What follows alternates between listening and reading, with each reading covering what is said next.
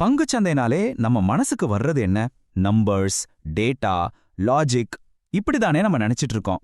ஆனா அந்த எண்களுக்கு பின்னாடி சந்தைய நிஜமாவே ஆட்டி படைக்கிற ஒரு சக்தி இருக்குதுங்க. அதுதான் நம்மளோட உணர்ச்சிகள். வாங்க இன்னைக்கு சந்தையோட ஏற்ற இறக்கங்களுக்கு பின்னால இருக்கிற அந்த சைக்காலஜி ரகசியங்களை கொஞ்சம் விரிவா பார்க்கலாம். சரி, ஒரு நிமிஷம் யோசிச்சு பாருங்களேன். பங்குச்சந்தையை உண்மையிலே இயக்குவது எது? ஒரு கம்பெனியோட லாப நஷ்ட கணக்கா? இல்ல அவங்களோட எதிர்கால திட்டங்களா? இல்ல அதுக்கும் மேல கண்ணுக்கு தெரியாம நம்ம எல்லாரோட உணர்ச்சிகளும் ஒன்னா சேர்ந்து உருவாக்குற ஒரு பெரிய அலையா? இந்த கேள்விக்கான பதில் தான் எல்லாமே. மார்க்கெட்டுங்கிறது ஒரு போர்க்களம் மாதிரி தாங்க.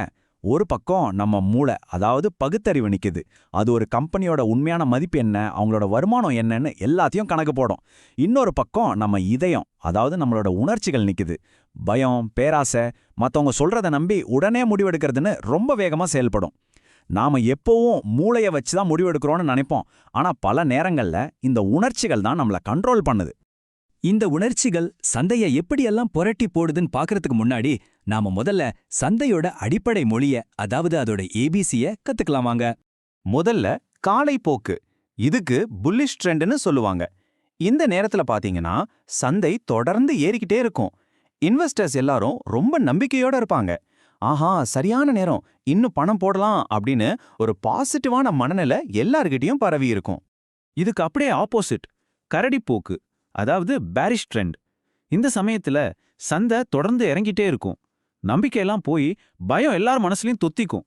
ஐயையோ நஷ்டமாயிடுமோன்னு எல்லாரும் அவசர அவசரமா பங்குகளை விற்க ஆரம்பிப்பாங்க. இதுக்கு பேர் தான் பேனிக் செல்லிங். மூணாவது வரம்புட்பட்ட சந்தை. இதுல சந்தை பெருசா ஏறவும் செய்யாது, இறங்கவும் செய்யாது.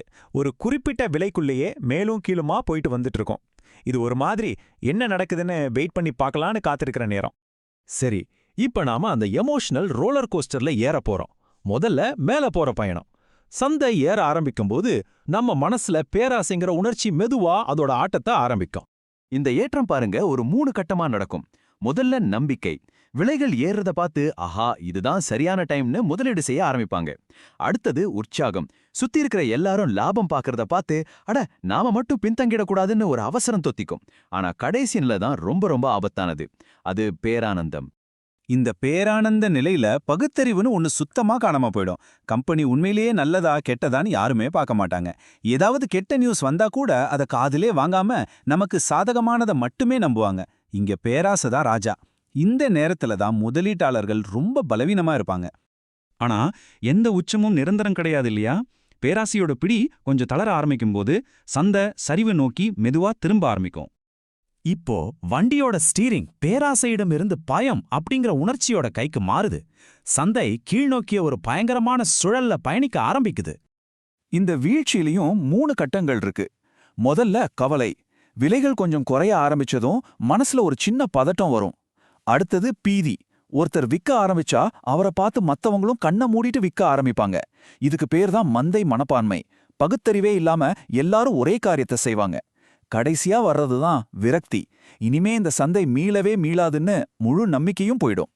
ஆனா அந்த விரக்தியோட ஆழத்திலிருந்து தாங்க மீட்சிக்கான முதல் ஒளி தெரியும். அதுதான் நம்பிக்கை. விலைகள் அதலபாதாளத்திலிருந்து மெதுவா மேல வர ஆரம்பிக்கும். அந்த பகுத்தறிவில்லாத விற்பனை நின்னு சிலர் ரொம்ப எச்சரிக்கையா வாங்க ஆரம்பிப்பாங்க. சரி, இந்த எமோஷனல் சுழற்சியை நாம் இப்போ நல்லா புரிஞ்சுக்கிட்டோம். ஆனா இதையெல்லாம் தெரிஞ்சு என்ன பிரயோஜனம்?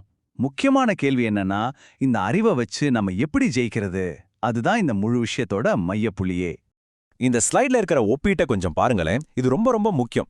உணர்ச்சி வசப்பட்ட முதலீட்டாளர் எல்லாரும் வாங்கும்போது, அதாவது அந்த பேரானந்தத்தோட உச்சில போய் வாங்குறாரு. ஆனா பகுத்தறிவு உள்ள முதலீட்டாளர் எல்லாரும் பயந்து விற்கும்போது சந்தை மீழ ஆரம்பிக்கிற அந்த நேரத்துல வாங்குறாரு. அதே மாதிரி பீதியில முதலாளா விற்கிறது உணர்ச்சி வசப்பட்ட முதலீட்டாளர். ஆனா பகுத்தறிவு உள்ளவர் ஒரு திட்டத்தோட சரியான நேரத்துல விற்பார். சுருக்கமா சொன்னா, ஒருத்தர் மந்தைய பின்தொடர்றாரு, இன்னொருத்தர் தனியா நின்னு யோசிக்கிறாரு. அப்போ நாம கத்துக்க வேண்டிய முக்கியமான பாடம் இதுதாங்க. சந்தைங்கிறது உணர்ச்சிகளுக்கும் தர்க்கத்துக்கும் நடக்கிற ஒரு யுத்தம். இதுல ஜெயிக்கிறதுக்கு நீங்க உணர்ச்சியே இல்லாத ஒரு ரோபோவா இருக்கணும்னு அவசியம் இல்ல. ஆனா உங்க உணர்ச்சிகளை நீங்க அடையாளம் கண்டு அந்த நேரத்துல உணர்ச்சி வசப்பட்டு முடிவெடுக்காம அதை மீறி செயல்படுறதுக்கு ஒரு திட்டத்தை கையில வச்சிருக்கணும். அதுதான் பகுத்தறிவு, அதுதான் பொறுமை. அப்போ வெற்றிக்கான உங்க மாஸ்டர் பிளான் என்னவா இருக்கணும்? அது ஒரு கலவை உத்திதாங்க. 1 கம்பெனியோட ஃபண்டமெண்டல்ஸை உங்க மூளையை பயன்படுத்தி அலசுங்க. 2 சந்தையோட மனநிலைய, அதாவது ட்ரெண்ட கவனமா உணருங்க. கடைசியா இந்த 2யும் வச்சு எப்போ உள்ளே நுழையணும், எப்போ வெளியேறணும்னு ஒரு தெளிவான முடிவெடுங்க. இதுக்கு பேர் தான் புத்திசாலித்தனமான முதலீடு. நான் ஒண்ணு மட்டும் நிச்சயமா சொல்றேன். இந்த உணர்ச்சிகரமான சந்தை சுழற்சி திரும்பவும் கண்டிப்பா வரும். அப்போ உங்க பணத்தோட கட்டுப்பாட்டை தீர்மானிக்க போறது யாரு? சந்தையோட பயமும் பேராசையுமா, இல்ல இந்த காணொளியிலிருந்து நீங்க கத்துக்கிட்ட இந்த அறிவா? முடிவு உங்க கையில தாங்க இருக்கு.